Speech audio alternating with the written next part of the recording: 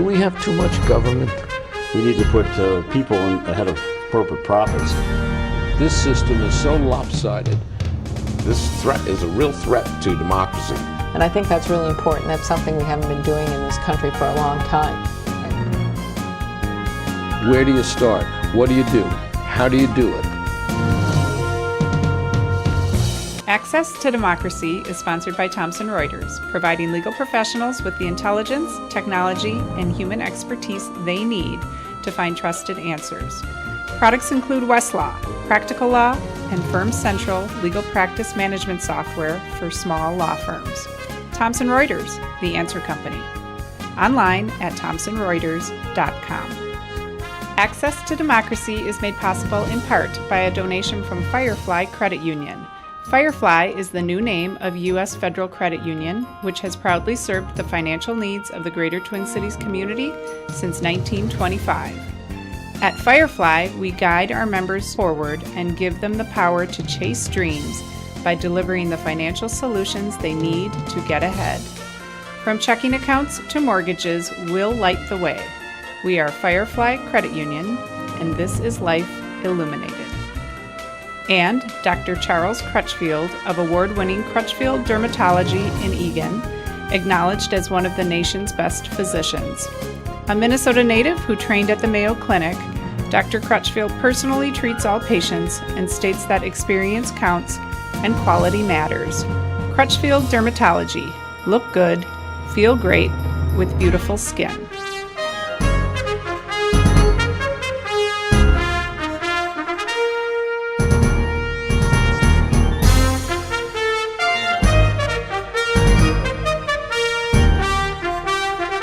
Welcome.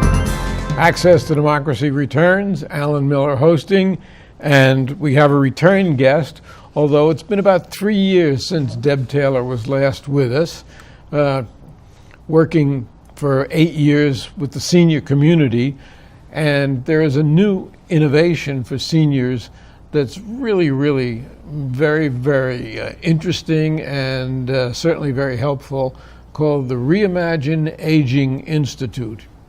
In fact, I think I'm a candidate for it, but be that as it may. Yes. Welcome back, Deb. Thank you. Thanks for having me. So, now, as I said, you've been working with the senior community for about 8 years now, right? Yes, I've been working with Senior Community Services for 8 years, and in that time, we've seen senior population continue to grow. In fact, nationwide, we're seeing people turning 65 at the rate of 10,000 a day. And if you think about that, here in Minnesota, we're the land of 10,000 lakes. So imagine adding 10,000 lakes every day. We'd be literally flooded. Well, Flint, Michigan could use the water. Water, that's true. But and also true here in Minnesota is that by the year 2020, there'll be more people over the age of 65 than school-age kids. That's kind of scary. And that's just 4 years away. And also here in Minnesota, over 90% of the long-term care is provided by family caregivers. So when you put all of that together, Senior Community Services was looking at what can we do to be more of a thought leader in the community, to put out a message to both seniors and caregivers that it's not all just doom and gloom with aging. And so we developed the Reimagine Aging Institute. And it has really taken off. It has really taken off. We are having newspapers statewide picking up our monthly columns. We provide a e-newsletter, and people are continuing to sign up for that. We have press releases and blogs, and it's all of broader relevance on the topics of aging and providing care for your loved one. And what's a little bit different about the Reimagine Aging Institute is it's a bit of a positive look at aging. So for example, the boomers are turning 70 this year, the baby boomers. That's hard to believe, but yeah. Yeah, they're turning 70, but we just try to say that, it's like turning 21 in Celsius. That helps. Add a little levity and humor to aging as well. And there are 750,000 seniors now in Minnesota. There are, and the lion's share of seniors live in Hennepin County. In fact, in suburban Hennepin, there are more seniors over the age of 60 than in Ramsey and Dakota combined. Now, there are certain things that you face as you age. Number one, physically, you don't have the capacity that you had. Mentally, however, unless there's some disease that intervenes, there is no reason why you can't be as mentally active and as involved in things as you were all your life. And I really think, as I read statistics, that leads to a healthier life and a longer life. It does. What we see is people that, when they retire, we like to see them refire. We'd like to see them engage in new passions, new pursuits, and those that retire, that just vegetate, there's a big difference in the quality of life between the two. Now, that's not to say that, boy, aging is always easy. It isn't always easy. I can give you an example of my dad. My dad and mom have been married for 55 years. They worked all their life, and when they retired, my mom was diagnosed with early onset Alzheimer's. So you think about how someone like my dad might respond to that. And that And could how be does real that negative. impact them, right? Right. And my dad is one of those people that personifies the Reimagine Aging tagline. He never cooked a day in his life. Now he does all the cooking. He has a great sense of humor. He focuses on what he has left, not focused on everything that's lost. He acknowledges there's losses, but sometimes people stay just in that loss, that grief, the negativity of aging, when in fact there are so many possibilities. And with optimism, with resiliency, with some sense of humor, the possibilities are endless with aging. Now, is your mother still living in the home? She is. So he's become a caregiver for her in some respects. He is her primary caregiver. And each time he says, well, when this happens, I don't know. I don't know if I'll be able to do it. And then it happens, and he does it. adapts, and he continues on with a good sense of humor. And I just admire my dad so much. And I just think that he really personifies the Reimagine Aging. Is that really indicative of how the Institute started for people like that, for people who need to be served in different ways? Absolutely. And, you know, what we were seeing out in the media is a lot of negativity about the way we age. There's a lot of ageism. There's a lot of derogative things said about aging. And we really wanted to put that positive, optimistic outlook, another way to think about aging, out there to the broader community. And in fact, I just had a phone call the other day from a woman. She says, I'm 70 years old, I live in independent housing, and we can't wait to get your article each month because we use it as our topic for our discussion group each month. We're hearing that the Reimagine Aging Institute is having an impact, that the writing is resonating with people, that it's a new way to view how to age and how aging can be reimagined. Now, do you sponsor things like trips and that type of thing? We do a variety of things. We have, for active seniors, we have trips that on our website where you can sign up and travel. Some folks like to travel up in the Canadian Rockies, others to Washington, D.C., so that's certainly part of what we do. We operate senior centers, and senior centers aren't where you live, but where you go when you participate in activities. And we just had our volunteer recognition event. We had over 4,000 volunteers at our agency that we celebrated last month. And did you know that volunteers are products of our community? No, I did not. Volunteers are like Coke. they're the real thing. Volunteers are like Hallmark. They care to give the very best. And volunteers are like Frosted Flakes. Do you know why? They snap, crackle, pop. No, that's something No, it's because they're great. Yeah, so we do part of our senior centers. The philosophy there is empowering seniors, giving meaningful volunteer opportunities, celebrating, recognizing, and it really is a way to reimagine aging. Attention to seniors watching this program.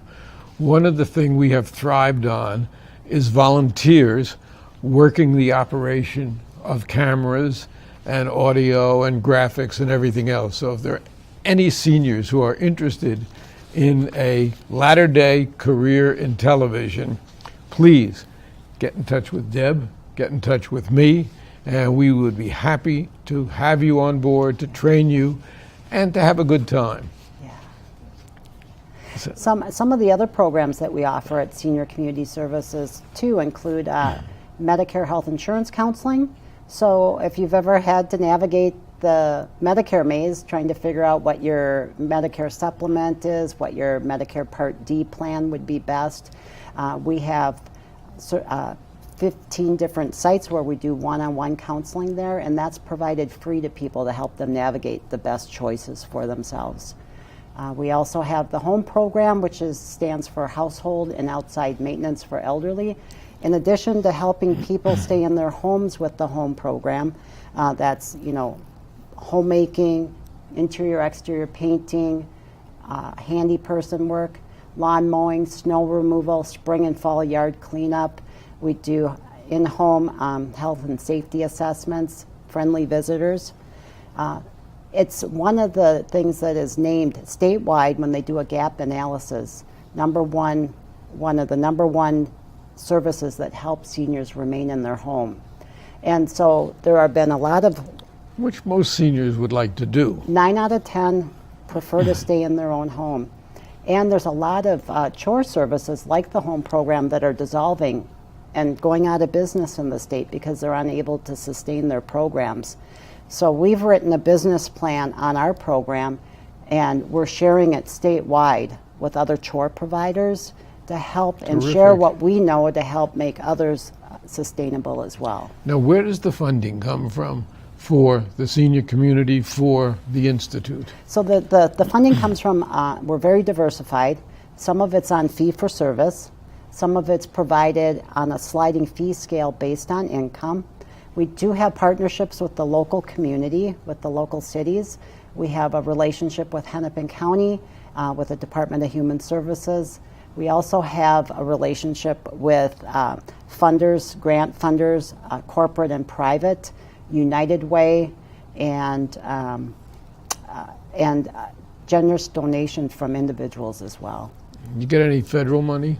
We do. It comes from the feds down to the Minnesota Board on Aging, and then it's distributed to the area agencies on aging, and it's Older Americans Act funding, and we do get some funding to help support our home program for that, and then there's also community block development grant funding that comes federally and trickles down through the local Do you have community. to lobby the legislature as well? Yeah, we've had to, I wouldn't say lobby, but advocate for the senior population, because so much of the funding still seems to go to children, and yet we are coming up where there's going to be more people over the age of 65 than school-age kids.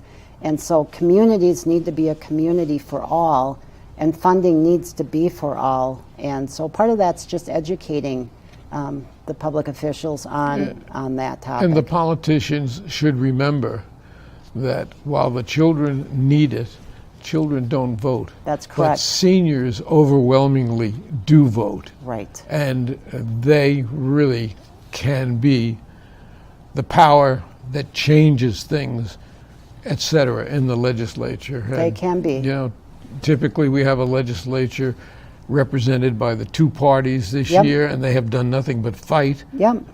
And because of that, they haven't gotten a lot done, No. in my estimation. Right. And a transportation bill, which we desperately need, things like that. So Right. seniors are a voice to be heard and listened to.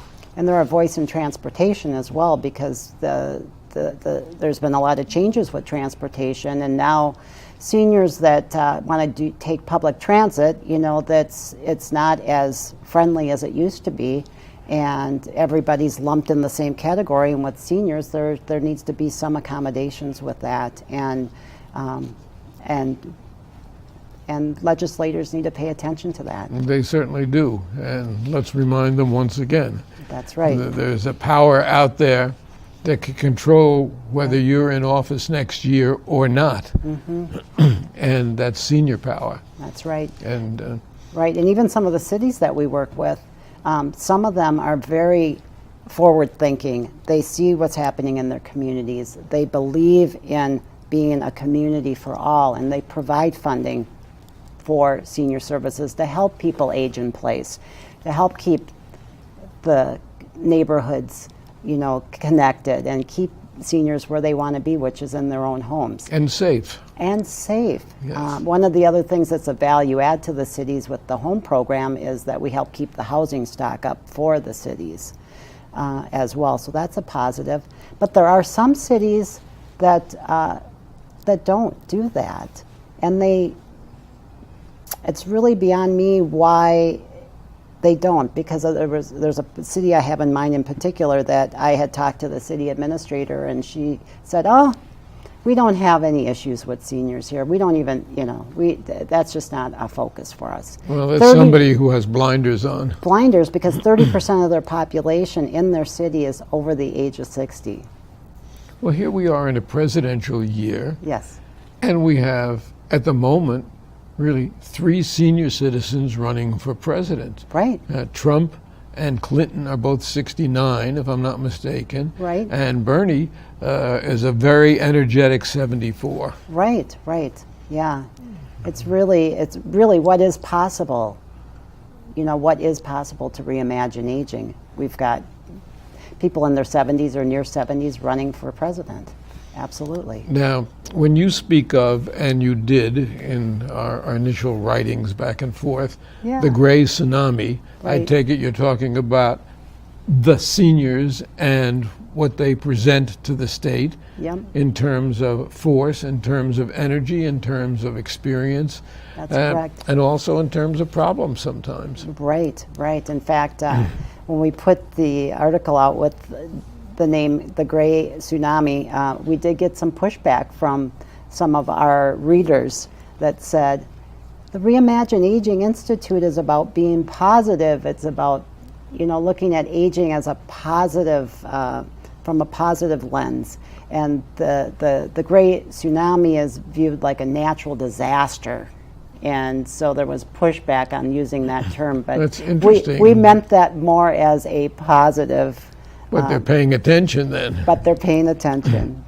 Yeah, now, medical debt Yes, somehow skyrockets. it does. I have advocated for some time for a single payer program such as all the other industrialized countries offer, Right. not only to their seniors but to their entire population. We don't have that. We have one party in particular that pushes back against that. Right. But doesn't that force a lot of seniors into bankruptcy and to be in a situation where they're living, if not in poverty, near poverty? And how do they deal with that? Do you have counseling for that? We do. In fact, we have a program called Senior Partners Care, which is specifically a program for seniors that are on Medicare A and B and that cannot afford to pay money for a supplement. Many people choose, it's a choice between health care and food, and it's pretty serious. So we have memorandums with hospitals and clinics throughout the state of Minnesota that they'll waive the difference between what Medicare pays and the cost of the service. So people that qualify, and it's like the best kept secret in town, people that qualify can sign up for Senior Partners Care through Senior Community Services and will not have any out-of-pocket expense for the copay or the 20% that they'd have to pay with a supplement. Again, one of the outrageous things in my estimation as a senior Yep. is the cost of pharmaceuticals, Right. the cost of drugs. It is sometimes so prohibitive that people stop taking them, or they Yep. take them every other day instead of every day as they're supposed to, which is counterproductive to their health. Right. And then we have people like that young man who is now indicted happily, who raised the price of a drug that was $100 to $7,500 or whatever right, it was. Right. And Numenda was another drug where that they were playing some funny games with that as well, and charging people just this extraordinary amount of money. And at Senior Community Services, our Medicare health insurance counselors work with people on their Medicare Part D. What a lot of people don't understand is that people that are taking medications, that if their medications change, that maybe the current Part D plan that they have won't cover that, or that the current Part D plan they have can change each year. So it's really important for people to have that looked at each year, and we have people that will do that for folks, and that's free. So important. It's so important because it saves hundreds and hundreds and thousands of dollars. We had a woman that we did a story on, her name is Tammy, and she said when she retired she was just so overwhelmed with all the choices. She was getting inundated with the mail from Medica, from UCare, from Health, all these people trying to sell her a supplement plan. And she didn't know which way to turn, so she came to us. And we helped her navigate that, and we helped get her on the right Part D program, and she saved over $700 a year. And for somebody that's on a fixed income, that's a big deal. It could be 10% of her income for Yeah. all we know. That's right. Another thing that's really troublesome to me is the fraud and the scams, Yep. which are directed at seniors. And we read about it all the time, usually after the fact, usually after their money has been cleaned out, usually after they've gone for a song and a dance, Yes. and unfortunately then really have to recoup money and rarely do. What do you do with that? Yeah, you know, we have licensed social workers that work with seniors that help people navigate that, connect them with resources to get their money back or to file the appropriate complaints that they need to. It's really easy, too. You think about it, how easy it is for a senior to trust somebody and to be taken in. Especially if you're alone. Especially if you're alone. But I went and did a presentation on senior fraud to a Kiwanis group, and I got there and I said, okay, I want you all to pull out your wallets, and I want you all to give me $1. They did. Yeah. They all gave me $1, and I said, see how easy that was? You trusted me, you pulled out your wallet, you gave me $1. That's how seniors are taken advantage of. At the end of the presentation, when I asked them to pull out their wallet and to give me $10, that didn't work. So they caught on. But really, that's, again, another important factor. It is. And it's good that the Institute is aware of that and is, directing some attention to that. Right. And we've put together a nice, for when we do presentations, we put together resources and things that you can do when that happens. Now, you have publications. We do. And if anybody is interested in those publications, we have periodically put on the board the graphics where they can get in touch with you. Mm-hmm. And maybe you want to relate it once more right now. Okay, yeah. What I would say is just go to our website, www.seniorcommunity.org, and hit the media tab. And the resources are there. You can sign up for our e-newsletter, and you can stay current with all the articles that are coming out. Also, you could follow us on Facebook, on Twitter, and on LinkedIn. And if I did Twitter, I would follow you on it, but... I haven't gone into that one. Yeah, there's a lot of people on Facebook, and a lot of our followers are seniors on Facebook. You know, because a lot of times seniors are using that to connect with their grandkids and so forth. We don't have as many on Twitter. So what's coming up down the road for the Institute? The Institute, we are looking at the future, and we are looking at what do we want to be doing next. And we know that technology is going to be a big piece of the equation for serving seniors. Technology is going to be huge. And we're looking at hosting a technology conference, and the focus, our niche, will be aging in place. And right now our board of directors is putting that together and getting the initial plans started, and we hope to launch that conference this fall. I would think that that would be overwhelmingly successful. Yes. Because the technology is changing so fast and is certainly, to me, in many respects, confusing. Yeah. And when I get to be senior citizen age, I'm going to be knocking on your door. Yeah, when you get there. Yeah. Yeah, we'll be ready for you. Okay. What else do you want to cover? We've opened a lot of doors here. We have. And I would say one more thing. I would just say for your audience, imagine, and you've maybe experienced this, that your loved one is, you know, you're not sure if your loved one should be in their home anymore, if they should go into an assisted living, into a nursing home.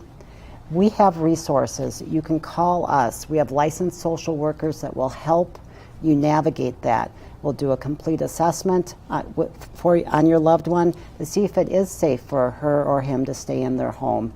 And we'll work with the families to navigate all the challenges and the opportunities that are available as they age. And state of mind is so important. So let's emphasize the fact that keeping busy and having activities increases really your lifespan. Now here in Minnesota, our average lifespan is a little bit higher than the rest of the country. Mm-hmm. I have a theory that that's because our brains are frozen 6 months out of the year, so when they thaw out, we actually get to live longer. We've got some longevity there. But the fact of the matter is, we want to help people. And I'm getting a signal from the control room that we're down to our last minute. Okay. So Deb Taylor is with the senior community and the Reimagine Aging Institute. I want to really thank you, because this has been such a fulfilling interview and dispensing so much information. That is important information. We have done 1,800 of these interviews now. Yeah. But when we really do something that can help the community, it really pleases me no end. And come back again and talk to us. And good luck with the Institute. Anything else we can do, by all means. I'll let you know. Thank you so much. Yeah. Thank you.